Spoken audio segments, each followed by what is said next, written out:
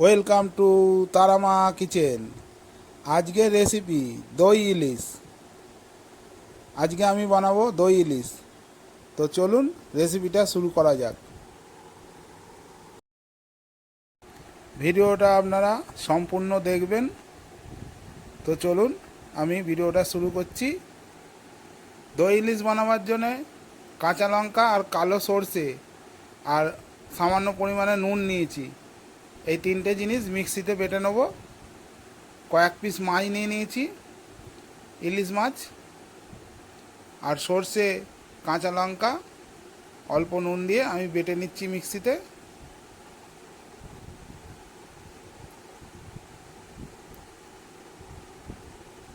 একটা বাটিতে টক দই আমি নিয়ে নিচ্ছি খানিকটা।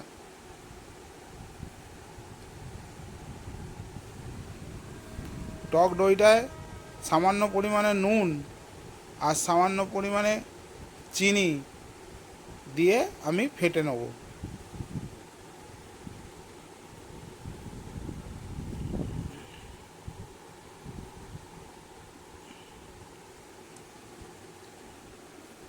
দইটা আমি ভালো করে ফেটে নিচ্ছি।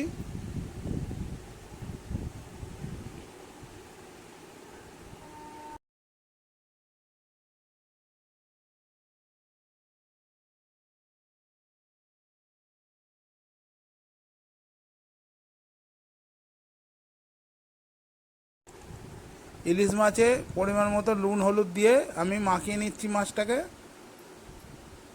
দই ইলিশটা বানাবো, আমি কিন্তু মাছ ভাজবো না। নুন হলুদ মাছে মাখিয়ে নিচ্ছি।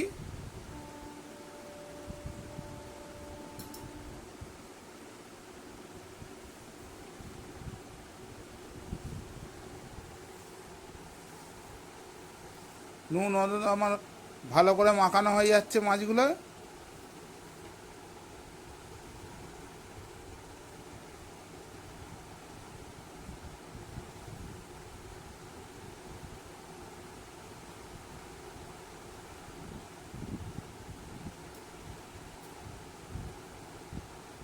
এবার ফেটে রাখা টক দইটা আমি মাছের ওপর দিয়ে দিচ্ছি।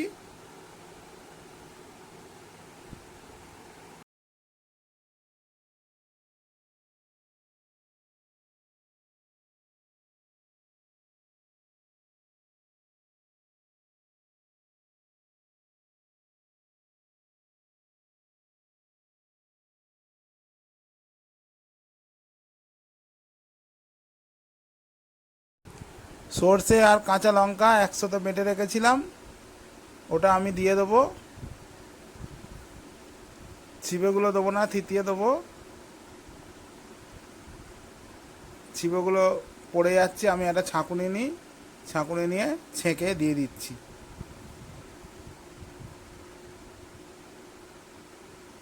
কাঁচা লঙ্কা বাটা আর কালো সর্ষে বাটা,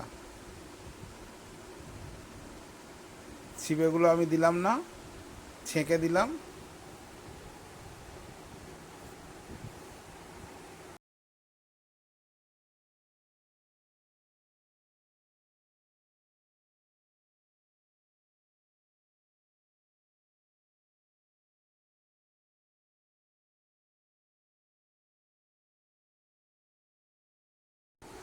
পরিমাণ মতো সর্ষের তেল দিয়ে দিচ্ছি,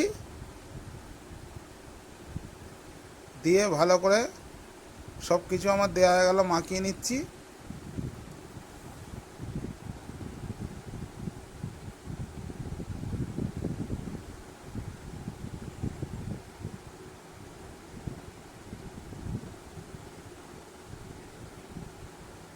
এবার চলুন রান্নাঘরে যাই, রান্নাঘরে গিয়ে দেখাচ্ছি এটাকে কিভাবে বানাবো।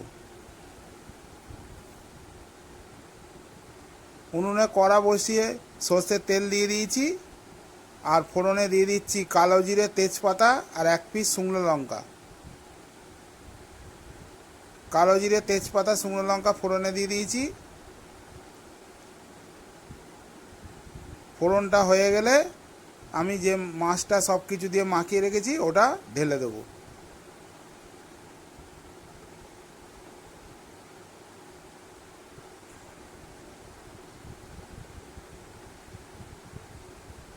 ফোড়নটা হয়ে গেছে।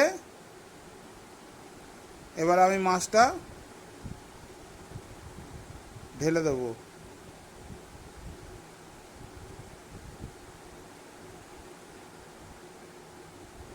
আমি যেভাবে বানালাম আপনারাও বাড়িতে এইভাবে বানিয়ে একবার দেখবেন, খুব সুন্দর হয়, খেতেও খুব সুস্বাদু হয়।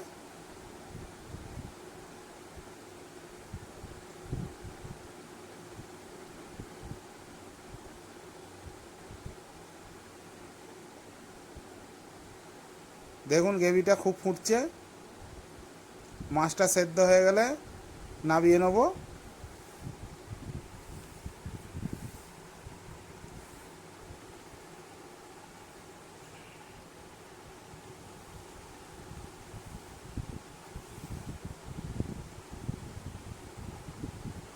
দই ইলিশ আমার হয়ে এসছে, এবার আমি নামিয়ে নেব। দেখুন গ্রেভিটা কমে গেছে, তেল ছেড়ে দিয়েছে।